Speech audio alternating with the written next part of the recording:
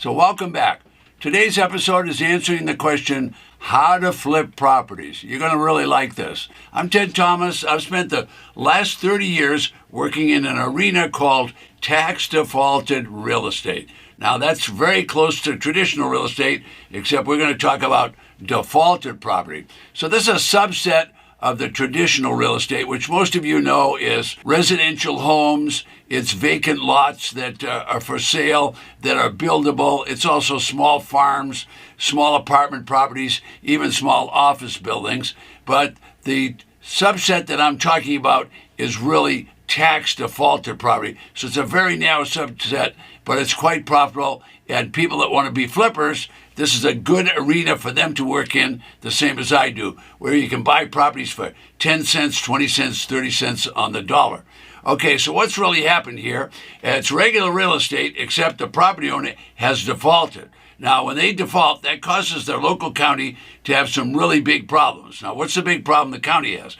Well, the county has to pay not only the sheriff's department, the police department, but they have to pay the school teachers, they have to pay the county employees, they have to pay to take care of the buildings and the roads and what have you. So in order to do that, the tax money that comes in from revenue from property is what pays those things. So in order to get money in, they have to collect the tax. If they can't collect the tax, they have two alternatives. One, they can file a tax lien certificate, or number two, they can confiscate the property and resell it at auction. So we're going to talk a little bit about that today. So the problem is the county needs revenue, and they're going to do something about it right away if they don't get paid.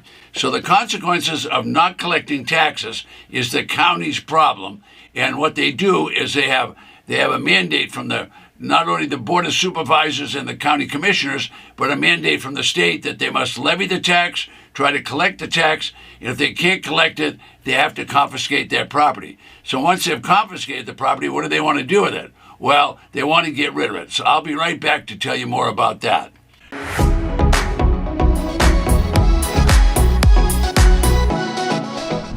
All right, now in today's episode, what are we going to talk about? We're going to talk about how to flip properties. Now, unlike most people, they watch it on television, buying and flipping property, it really looks easy, but it's not quite so easy as they make it out to be. So in this episode, I'm going to show you how to have a competitive advantage. Now, that advantage is buying properties for pennies on the dollar and then being able to resell them. And that takes place at county auctions. Now, all 3,000 counties across the United States have tax defaulted property. So that means there's going to be at least 3,000 auctions, and generally speaking, there'll be 5,000 tax defaulted auctions every year.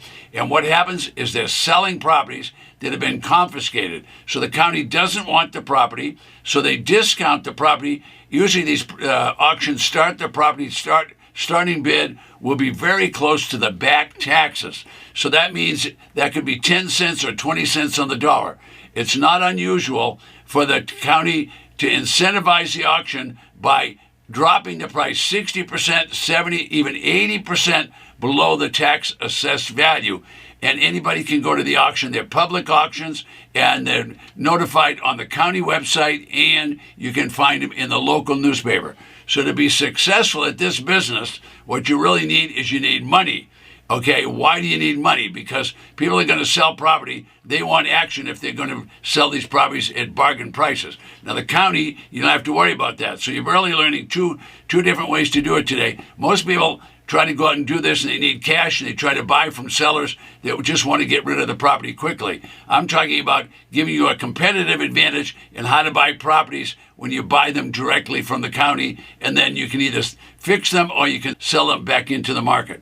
All right, so I teach people to buy low and then to resell it low. In other words, buy it for 10 to 20 cents on the dollar and then resell it for 50 or 60 cents on the dollar and make a profit relatively quickly. All right, I'm not a flipper. I'm a for-profit investor, and what I want to do is I want to buy at rock bottom prices, and then I either want to sell or I want to finance to resell.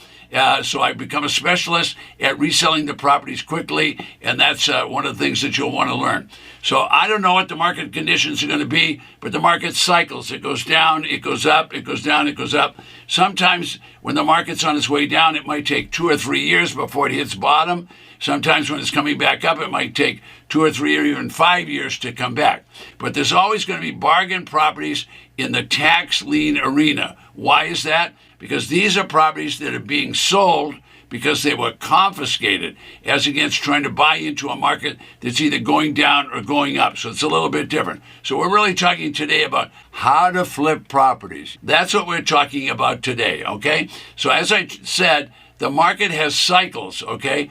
I think the perfect market is tax defaulted property, and that's happening in every county across the United States. Now, if the county has a small population, they're probably going to have dozens or maybe hundreds of these properties every year.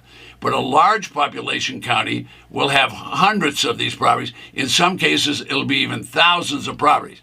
All right, so all 3,000 counties across the United States, there's a little more than 3,000 counties, they all will have tax defaulted properties. Now, how did they get tax defaulted properties? Well, maybe the person passed away and didn't pay the tax.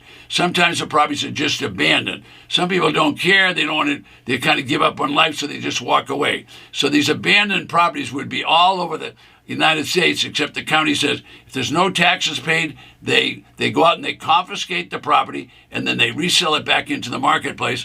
And when they resell it into the marketplace, they're selling it at very low prices. By that I mean they'll start at the back taxes that are due, which could be 10 or 20 cents on the dollar, and then the bidders at auction could bring the price up. So what do these properties sell for? Some of them sell for 20 cents on the dollar, 50 cents on the dollar. Some people will actually pay retail. I don't know what they will go for, but there's plenty of choices at the tax defaulted auction, and there's plenty of the auction. All right, so most people don't consider themselves flippers, all right? But the people that do, they have to have a lot of cash. So I'm suggesting the people that want to learn how to flip properties, they might want to take a good close look at tax defaulted properties, because the bargain price is so low that it's a good place for the buy. All right, so flippers are always looking at properties. They're always trying to make a deal where they can resell after they purchase the property. They want to resell for a profit. It's not as easy as it sounds. It sounds like. Okay, so anybody can do this. If you want to fix properties up, I don't want to do that because it takes too much time and too much effort. But there's a lot of people out there in the marketplace want to buy it low. They want to fix it and resell it. I think that's a traditional marketplace in real estate. I want to buy property where I can buy them. Then I want to sell them to the people that want to be a fixer-upper or a flipper or whatever they want. That's who I'm looking for in the market. So I don't need as much money because I'm going to buy at the tax defaulted auction. All right, so desperate sellers, when they want to sell, you're going to have cash to buy, and then you're going to have cash to fix up. So I'm talking about how to flip properties, but buy at tax defaulted auctions, because all we need is a low price, enough money to buy at the low price. And then we're going to sell it to a flipper, or we're going to sell it to a person that wants to fix it up. All right, now maybe you're an entrepreneur, all right? Now, I don't know what your motivation is, but most entrepreneurs, they either want to be famous or they want to be rich or they want to be both, all right? I get that. So what about you? I don't know where you fit, but most of the people that want to do that, they don't fit into a corporate mold. So if you don't fit into a corporate mold, I know lots of people that want to be entrepreneurs. This is a perfect business for the entrepreneur. However, I think you're going to find out if you're working a 40-hour job, you might want to keep that job. My policy has always been to tell people, keep the job and do this business till you can build it up. But keep the job, don't lose your job. All right, now most entrepreneurs quit the job and they go home, and they don't get to work 40 hours. They get to work 60 hours to make the same amount of money. So it's not really the easiest business in the world to be involved in. So if you're going to be an entrepreneur, you need to give this a lot more thought, not just think they all want to get rich and they all want to get famous. I get that, but believe me, it's going to take time and effort for you to do that. Most entrepreneurs work twice the hours that the average person does. All right, so I found a solution 30 years ago. Solution I found was a hidden market, okay? And this market was tax defaulted property. Takes place in all counties across the United States. I find it a very lucrative market, but you have to have flexibility. What do I mean by that? There's all different kinds of properties that the government forecloses on. Could be open land. About 25% of all the property at tax defaulted auction will be land. Now, it could be residential buildable lots. It could be open land. It could be grazing land. It could be cultivated land. So there's plenty for everybody, and there's plenty of fixer-upper properties. I'd say the average house is used and abused. Now, some of the property is junk. Don't buy the junk. Now, what about the other property? There's some property, you just clean them up, and they're ready for sale right away. All right, so the whole name of the game here is, what do you want to do? You want to try to buy used and abused for 20 or 30 cents on the dollar. Then what you want to do is you want to retail it back into the marketplace. Now, how are you going to do that? Well, think about Craigslist. There's a good place. Think about Facebook Marketplace. Think about the MLS system. Think about Trulia. Think about Signs. Think about every electronic auction site there is. Put properties out there for sale. Try to sell for 50 or 60 cents on the dollar. Believe me, all the flipper people will notice that. All the fixer-upper guys will notice that, and you can move on and get your property sold. So if you want to help your family, I would suggest you start checking out tax defaulted property. All right, 5,000 auctions minimum nationwide. Some of the properties will sell for 10 and 20 cents on the dollar, and they always sell without a mortgage or a trust deed loan because the tax auction wipes out the mortgage or the trust deed loan. All right, so I'm just running out of time right now. If you do buy tax defaulted property, what you need to do is you have to be sure and look at the property. Why are you looking? You want to make sure that the property is there. You want to make sure there hasn't been a fire take place. You want to make sure there wasn't a hurricane did damage or wind damage. Or you want to make sure it's not next to a chicken farm or a pig farm where it's going to not smell too good in July and August. So that's number one big mistake people make. Second big mistake people make is what they do is they bid the properties up too much.